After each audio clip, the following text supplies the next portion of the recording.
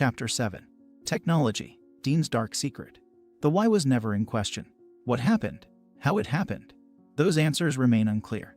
But the why, for Dean Potter 1. It was never in doubt. It was May 16, 2015. In Yosemite Valley, California, a nice spring evening, right on the edge of dusk, Potter, a record-breaking rock climber, slackline walker, and wingsuit flyer, got ready for the evening's adventure. He was 500 feet above the valley floor, standing on the summit of Taft Point, alongside his friend and fellow flyer Graham Hunt. Considered one of the best young pilots around, their goal was to leap off the edge, zip across the canyon below, and sail through a V-shaped notch in a neighboring ridge above an ominously named cliff. Lost brother Dean Potter played an important role in the writing of Rise of Superman. He was a good friend of the Flow Genome Project, a member of our advisory board, and as big-hearted and thoughtful as any professional athlete we've met. In 2013, when we were filming the Rise of Superman video series, Dean told the story of how he nearly died while base jumping into a deep cave in Mexico. He finished tellingly, "This year, 20-something wingsuiters have lost their lives. Dying's not worth it. I've been struggling with that a lot.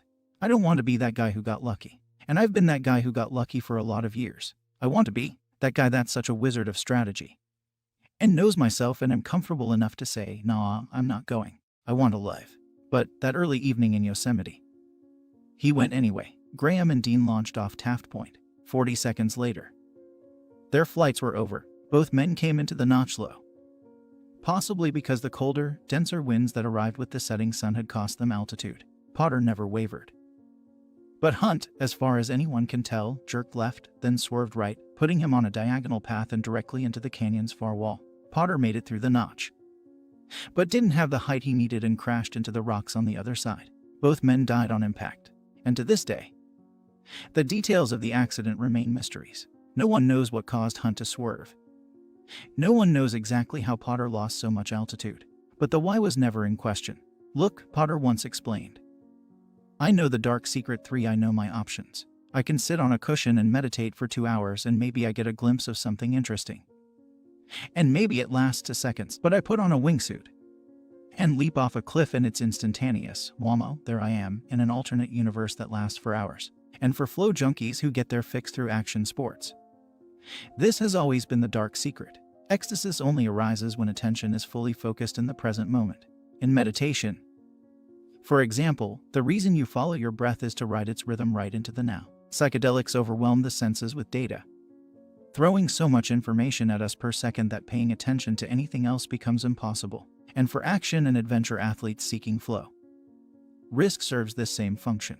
When a man knows he is to be hanged in the morning, Samuel Johnson once remarked, it concentrates his mind wonderfully. By 2015, wingsuiting was providing exactly that kind of dangerous focus. "I start to shiver and wonder if what we're doing is right," Dean wrote in an essay just a month before his death. "Wingsuit-based jumping feels safe to me. But flyers have lost their lives this year alone. There must be some flaw in our system. A lethal secret beyond my comprehension."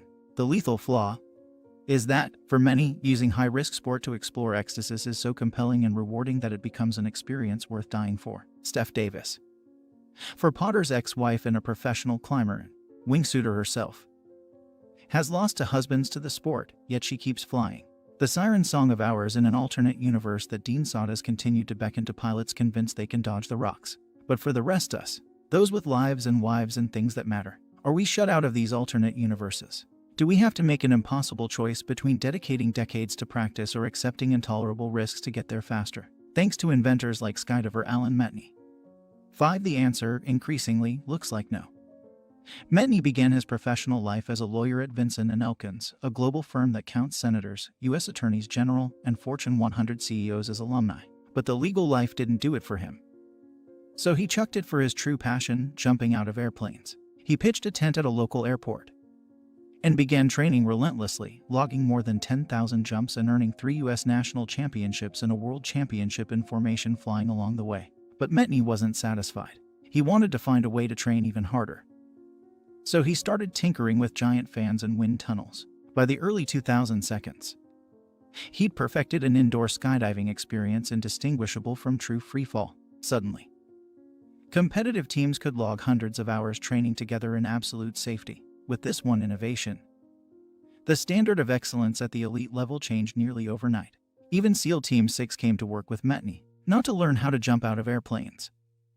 They had that part down cold, but to train teamwork, group flow, and the secret to flipping the switch while falling through space together, around the world. Metni said, "It doesn't matter what culture, language, or faith, everyone has the same dream, to fly."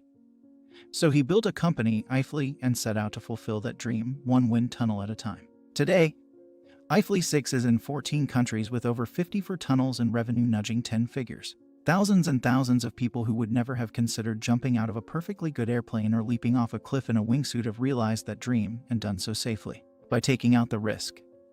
IFLY has taken a sport once reserved for daredevils and made it accessible to everyone, ages 3 and up. And skydiving isn't the only high-risk pursuit that has undergone a revolution in accessibility across the action sports industry. Advancements in technology are providing safer and easier entry into the zone than ever before. Powder skiing, with its utterly magical sensation of floating down a mountain, used to be the rarefied domain of top athletes. Today, extra fat skis make that float available to anyone who can link 2 turns together. Mountain bikes, which once offered bone-rattling descents to all but the best riders, now have supple front and rear suspensions, oversized balloon tires, and an ability to roll over the most daunting terrain. Even kite surfing, best known on the internet for its kitemare footage of people getting dragged by giant sails across highways, has mellowed. Better safety gear lets newcomers find the balance between wind and waves with a fraction of the exposure and learning time. This trend of technological innovation providing wider and safer access to altered states isn't limited to adventure sports, as we'll see in the rest of this chapter. It's showing up across many disciplines, allowing more people than ever before to sample what these experiences have to offer. We're shedding some light on Dean's dark secret, sparing many of us the stark trade-offs that he and so many other pioneers were forced to make. Technology is bringing ecstasis to the masses, allowing us to taste it all without having to risk it all. Things that go boom in the night. For nearly 50 years, Tony Andrews has been messing with your mind. 7. If you go out at night to concerts or clubs, he's been there, hidden from sight perhaps, but tinkering with your head. If you've ever visited the Grand Ole Opry or the Royal Albert Hall or, for that matter, space, the iconic Ibiza Club voted best in the world, he was in that mix too, fine-tuning your brain with incredible precision. Andrews's trade is audio. Technically, he's a sound engineer who makes loudspeakers. He's the co-founder of the British speaker company Function One. And while the name may not be familiar, it represents a half-century of sonic innovation and the quest for what Andrews has come to call the audio moment. The audio moment is an instant of total absorption. It's the point, explained Andrews in a recent talk. When you get really involved in the music, you suddenly realize that you've been somewhat transported to another place, when you find yourself experiencing more of yourself than you realized was there in the first place. Andrews's original audio moment took place when he was 9 years old. His mother had brought home a copy of Elvis Presley's Hound Dog. When she put it on, immediately Andrews felt the shift. I was feeling all this electricity ate in my body. And I didn't understand what it was, but I knew it felt good, and I've been pursuing it ever since. By the time he was 16, Andrews was tinkering, building his own tweeters and cabinets and testing out new ideas. One day, for instance, he placed a loudspeaker in the corner of their garage, with the speaker facing inward so the sound shot straight into the intersection of the wall and floor. The high notes and the mid-range vanished, but the bass was booming. So Tony designed a speaker surrounded by 3 walls, which looked a little like the bell of a trumpet. It was the discovery of horn-loaded bass, an invention that led to a significant improvement in the acoustic quality of live concerts and, by extension, the number of transformative audio moments concertgoers could experience.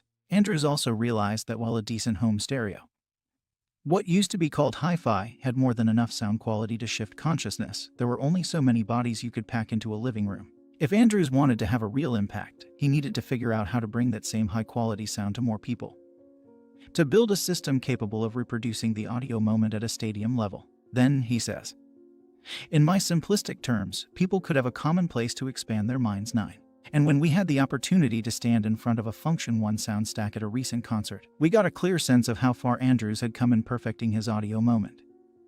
The experience was less like listening to conventional music and more like getting pressure washed with a sonic fire hose. The bass hit our chests like a concussion grenade. The high notes made the hair on our necks stand up, and throughout the experience, there was no room for thinking at all. Of course, Andrews is by no means the first to connect the power of music to its ability to shift consciousness. In recent years, scientists have found that a great many of the world's oldest religious sites have peculiar acoustic properties. While studying the Arcy-sur-Cure Caves 10 in France, University of Paris music ethnographer Igor Reznikov discovered that the largest collection of Neolithic paintings are found more than a kilometer deep. They'd been intentionally located at the most acoustically interesting spots in the cave, the parts with the most resonance. Reznikov's theory, 11, writes author Stephen Johnson in How We Got to Now, is that Neanderthal communities gathered beside the images they had painted, and they chanted or sang in some kind of shamanic ritual, using the reverberations of the cave to magically widen the sound of their voices. When musicologists traced this trend through history, they found that what began in prehistoric caves also showed up in medieval churches. In Greece, churches 12 were designed with narrow walls to produce a slap echo, sort of a threefold sound bounce meant to represent the flapping of an angel's wings. In France, the Gothic arches of Notre Dame and Chartres' 13 cathedrals act as giant subwoofers for the pipe organs. For thousands of years, we have been engineering sound to shift consciousness in all societies.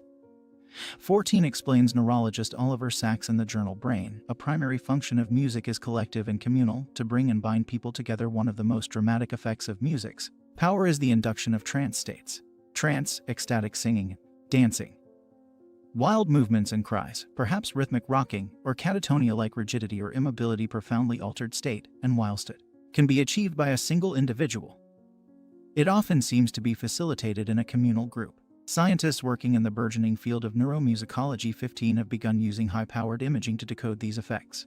When listening to music, brainwaves move from the high beta of normal waking consciousness down into the meditative ranges of alpha and theta. At the same time, levels of stress hormones like norepinephrine and cortisol drop, while social bonding and reward chemicals like dopamine, endorphins, serotonin, and oxytocin spike. At an entrainment where people's brains cinch to both the beat and to the brains of those around them, and you've got a potent combination for communities. In a recent study, Apple and the speaker manufacturer Sonos 16 took a deeper look at music's power to connect, to track how much music people listened to at home and what happened while they listened. They rigged 30 homes with Sonos